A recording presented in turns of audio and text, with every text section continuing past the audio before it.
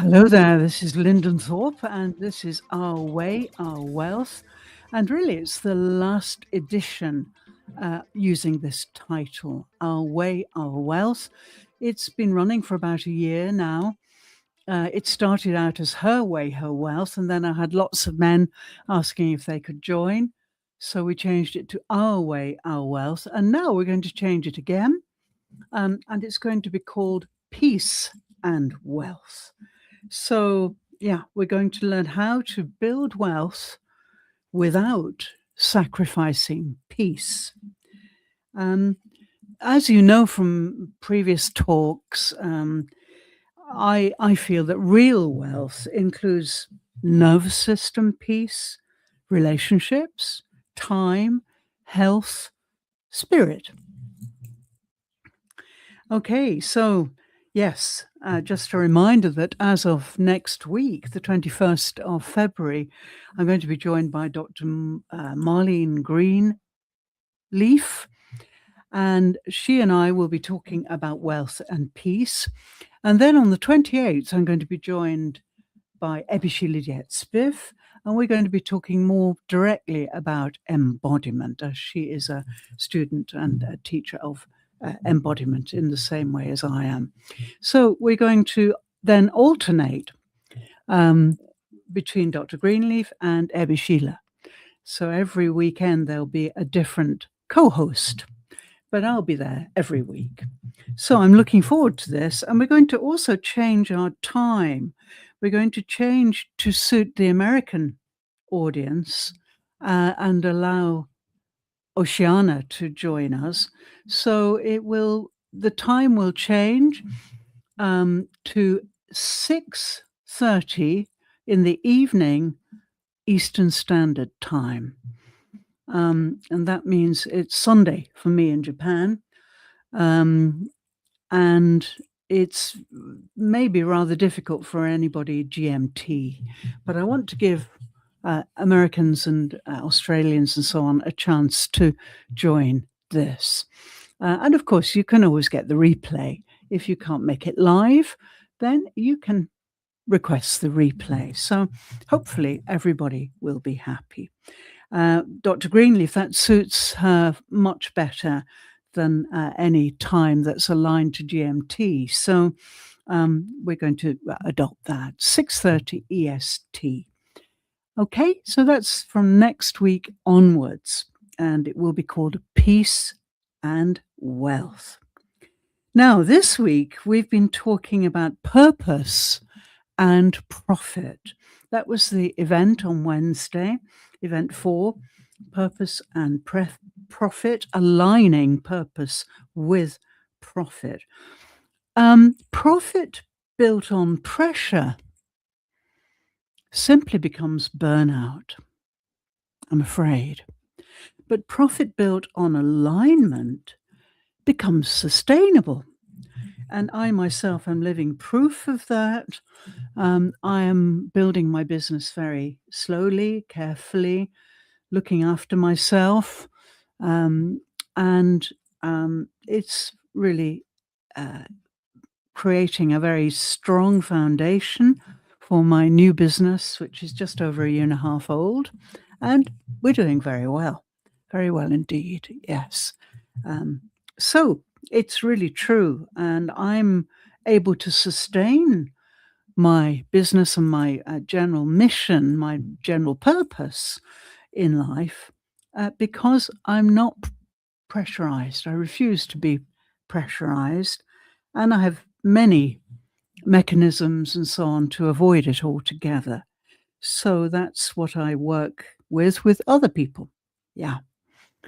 So if you're interested in knowing how to do this to avoid burnout, how you're learning how to align what you're doing with who you are so that you can make a sustainable business or plan or project, then yes, do contact me and I'll help you with that. So yes, there are 3 main points about purpose. First of all, people think that purpose is an idea when you ask them, well, What's your purpose in life? They immediately go into their head and they start to rattle around in there amidst ideas and concepts and so on, looking for the answer. But in fact, it's not um, knowledge or even calculable with what I call the limited mind. It's purely a signal from the body, from the nervous system. If you know what your purpose is, then you are aligned. All your inner compasses are aligned. Your spine is lengthened.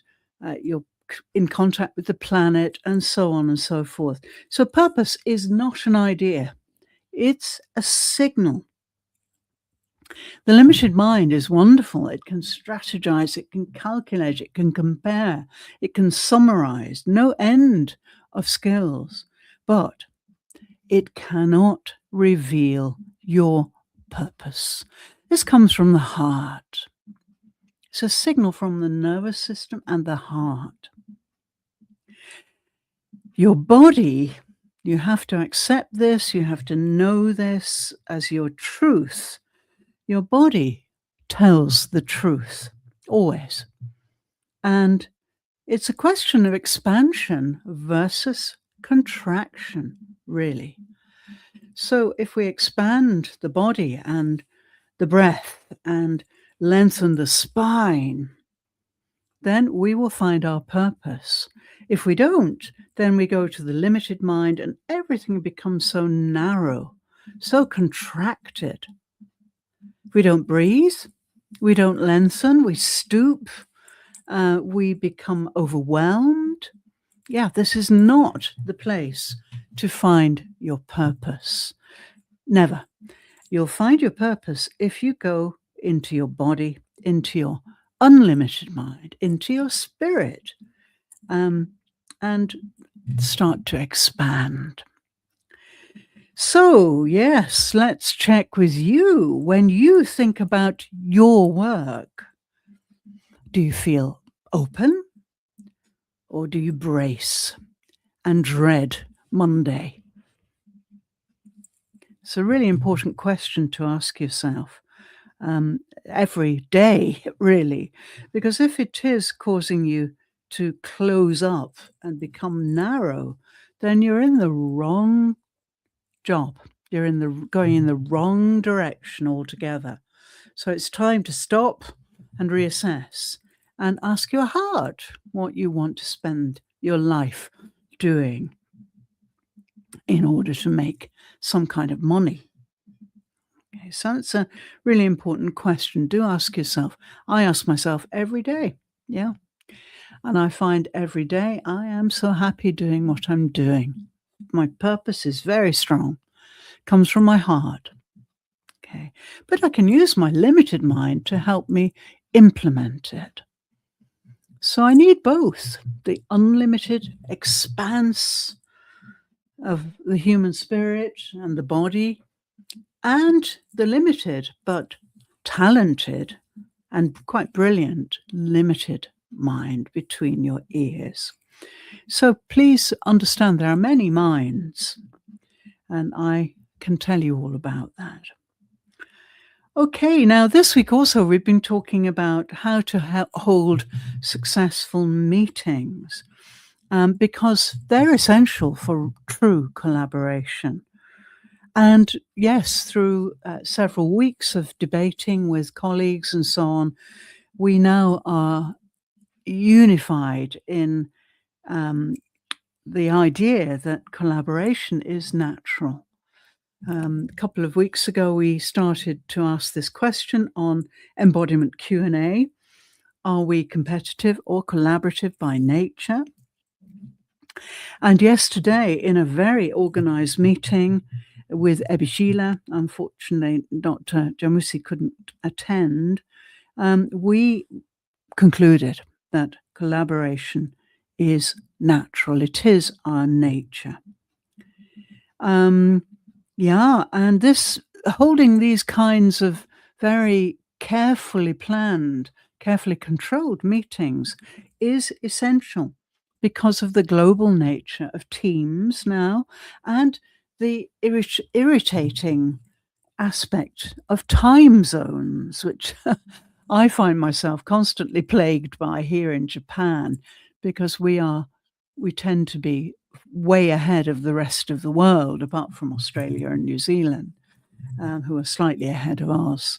So, yeah, when we do finally get together, it's really important to share time efficiently, to make sure that it counts. Otherwise, we are sabotaging our efforts. It's really important. So yes, I communicate and have meetings with many people all over the world, from Japan to India to the US, to Australia, to Canada, to Sweden, all over the world. And so I have to be really careful that every meeting I have is efficient and satisfactory. So yes, what we found in the last 2 weeks with the embodiment Q&A is that Dr. Muiba and Ebishila and so on were constantly interrupting each other and interrupting me too. And you may think that's kind of normal for a meeting, but it is not. It's very abnormal. It's great if you're in a debating society, because that's what we're trained to do if we're debating, to win our point. And we could say that that's purely competitive. But if you're collaborating, then interruptions can really cause a lot of trouble. People who addictively interrupt each other in the course of a dialogue are very unsafe. And they're definitely working from their limited mind. The urgency they feel forces them to interrupt. They're desperately trying to prove themselves, so they over-explain. They try to control and dominate. And they also withdraw and disappear if their point isn't taken. The result? Well, drifting, boredom, resentment, and no clear decisions are made.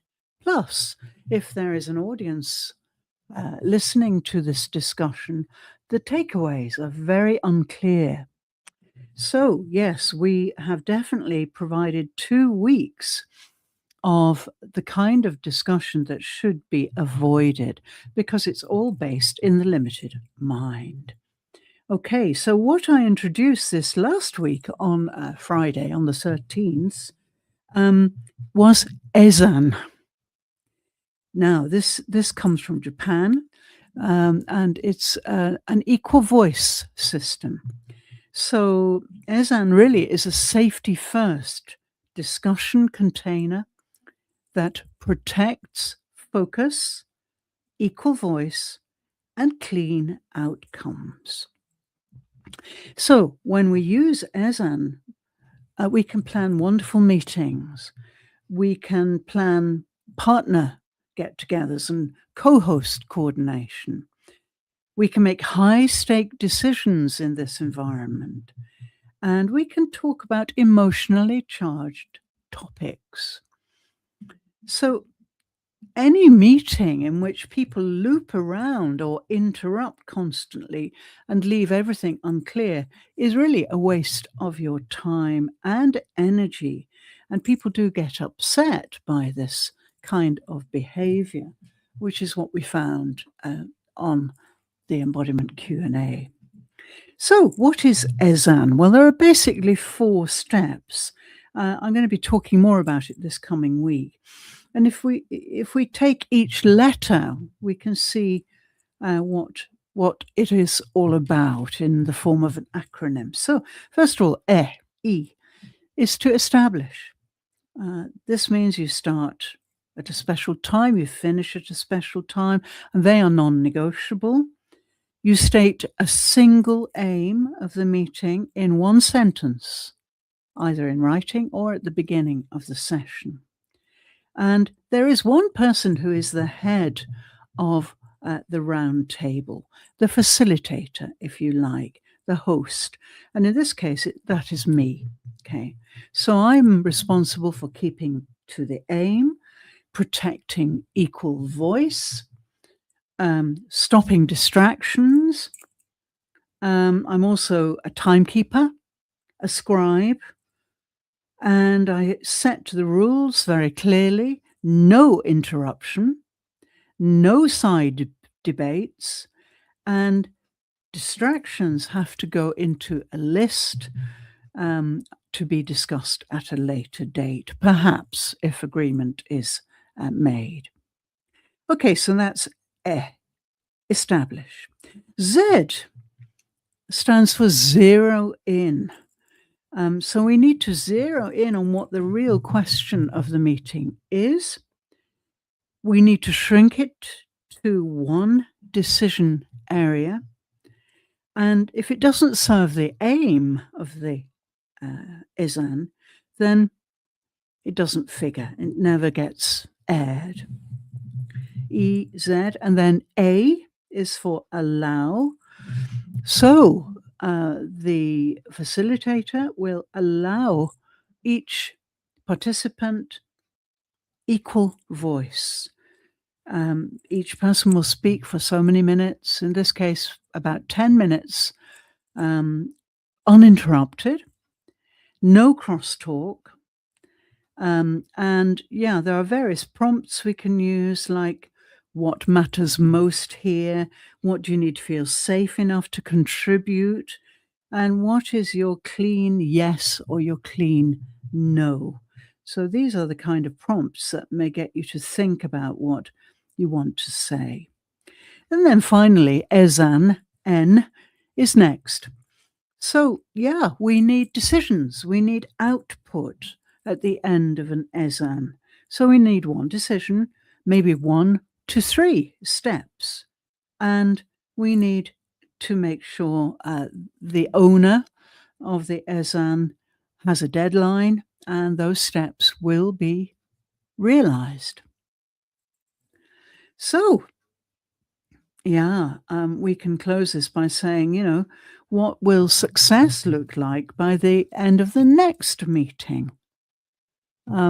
So, Ezan is a way of really controlling the situation of dialogue so that the points can be clearly given. The facilitator controls everything.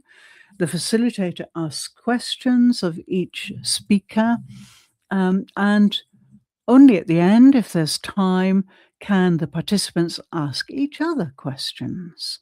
And it has to be very grounded. And so at various points during the meeting, I invite everyone to just take a moment, take a breath, and feel their feet on the ground, feel their spine vertical, and so on. So that it is totally grounded.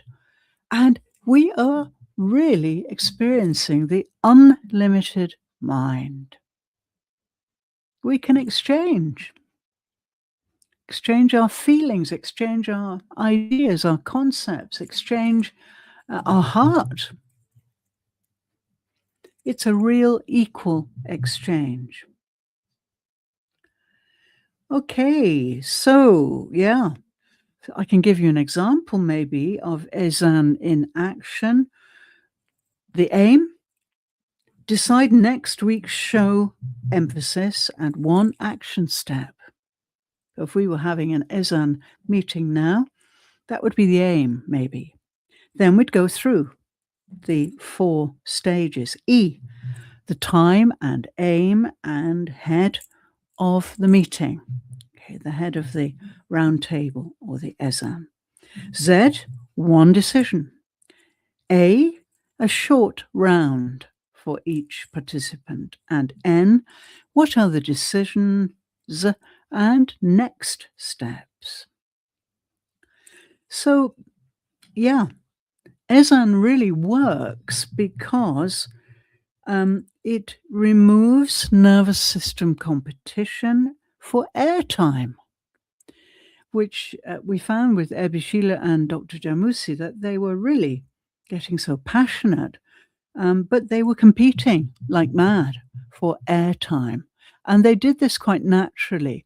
Both of them are experienced in European ways of debate and so on. And so they quite naturally became competitive. So that meant that I had to stand back. I couldn't stop them, couldn't control them. The passion was really flowing, but we didn't have any clear outcomes. Okay.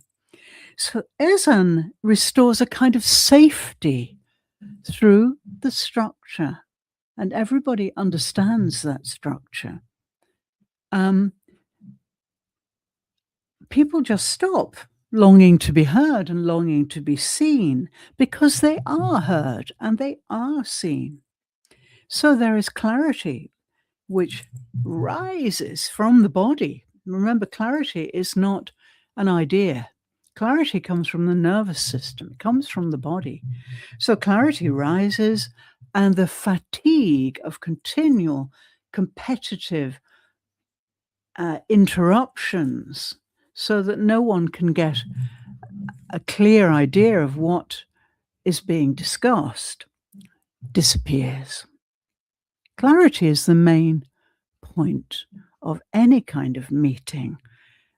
We want clear decisions, clear steps. Yeah, so if you'd like to know more about Ezan, I've used it a lot in Japan, and I use it in my meetings mostly. Then let me know and I'll send you the details. I'm also going to make a series of videos about it to give you some examples. Okay, so what's happening this week? And well, we've got event 5 of the Your Body is Your Business Plan Masterclass. And this week it's called Inner Trust Equals Outer Wealth. And we're going to really look at trust, which again resides in the body. You can't learn trust. You can't develop trust. You can't earn trust, which many people think is what it's all about, because they think of it as an idea or a notion or a concept, but it's not. It's a state. Trust is a physical nervous system state. This week we're going to really work on the idea that outer wealth becomes really stable when inner wealth is stable. All of this starts inside.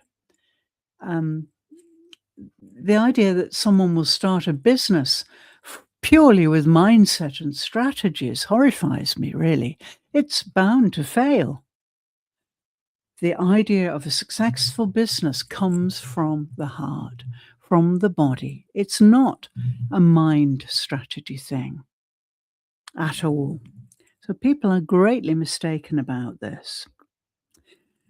So what is inner wealth? Well, it's a big topic, but really, in a nutshell, it's the ability to recognize what you already have, to regulate your longing for anything new, anything extra, to trust your own signals, and to act from a place of sufficiency rather than scarcity.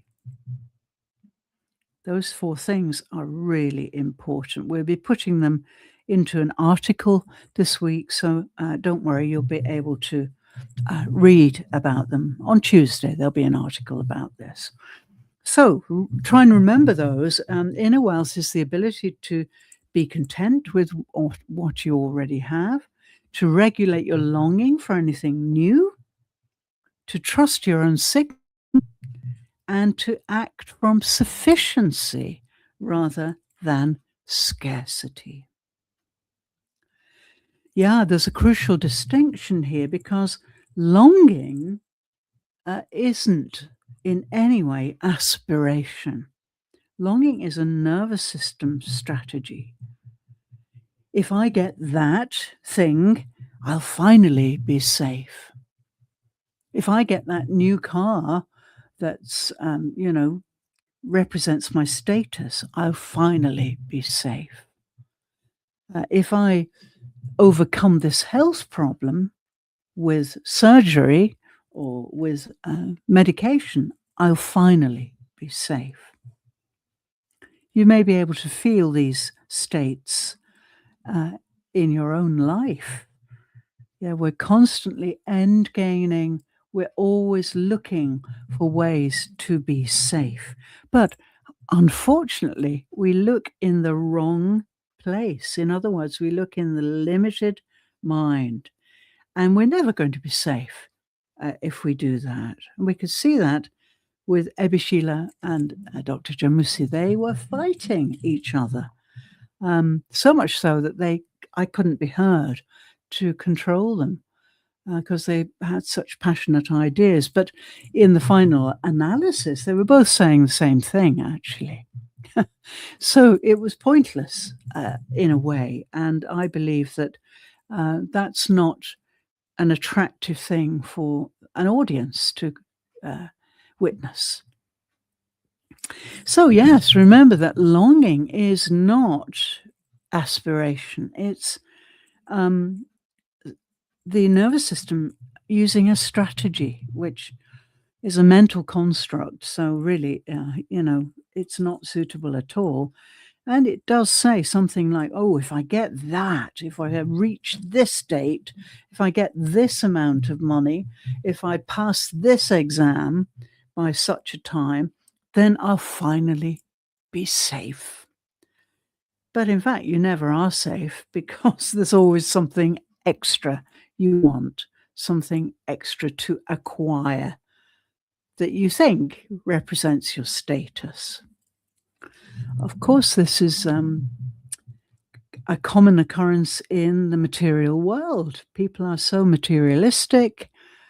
They want better and bigger all the time, and they think it's going to make them safe, but it doesn't. I know lots of people with lots of money who are really not happy people at all. They're always restless. They don't feel safe at all. So having great wealth is not the answer to feeling safe. Promise you. Okay, so this coming week then, we're going to really explore inner trust, which is led by the body. And I'm going to show you how to cultivate it. How to feel rich right now without denying any goals or intentions. How to attract wealth without compulsive desire or wanting. And how peace becomes a magnet rather than a retreat. Yeah, just make sure you understand that peaceful doesn't mean passive. Peaceful means coherent, and that's what we all need to be in this world. We all need to be coherent. Okay, so those are the bones of the coming week. I'd like to remind you that on February 21st, Saturday, in the Eastern Standard Time Zone, we're going to be changing our way of wealth to peace and wealth. And the tagline is practical peace, spiritual wealth, 30 minutes, real takeaways. And we're going to alternate hosts. So it'll be me with Dr. Marlene Greenleaf on February 21st. And then on February 28th, it'll be me and Ebishila Dietz-Spiff. And then on the 7th of March, it'll be Dr. Marlene Greenleaf. And the 14th of March, Ebishila. And so we'll go on alternating. So you'll get lots of different perspectives from two remarkable coaches who are out in the world really helping people. So, yeah, really this week then we've got two alternating energies, deeper teaching, broader conversation, but the same aim, really, peace that can hold wealth. And that's going to be the general current running through the week. Okay, so we must come to an end now. Yes, there are 2 or 3 things I'd love to invite you to this next week. You can join us for the first Peace and Wealth, which will be on the 21st. Depending on your time zone, that's 6:30 p.m. EST. Okay. You can also DM me Ezan, E-Z-A-N, for a one-page meeting agenda. I'd love to tell you more about how Ezan can be implemented in your organization or in your community. And thirdly, if you're already in a burnout state or you're getting signs of burnout that you're worried about, then please book a 30-minute recalibration with me. I can turn that around in 30 minutes easily. So, yes, get in touch with me and I can help you to transform your burnout or your signs of burnout into something quite different. So, this is great. I've enjoyed talking about this today. And I think, yes, my word for the week is coherence, because we all need to cohere in our meetings, in our dealings with people, in our own private lives, and even in our own space when we go deep inside to be mindful or reflective or meditative, then we need to cohere. We need coherence and clarity. So, thank you so much for joining me. Excuse me, if you have any questions or comments, please don't hesitate to leave them. And then remember, I'll be around on LinkedIn this week if you want to DM me about Ezan. I keep getting it wrong. Ezan, E-Z-A-N, the special meeting protocol. And yes, take a look at my events and come and join us. It would be lovely. Thank you so much. Have a great Saturday ahead, and I'll see you next weekend. Thank you. This is Linden Thorp, our way, our wealth for the last time. So see you next week for Peace and Wealth with Linden and Dr. Marlene Greenleaf. Thank you so much for joining me. Bye for now.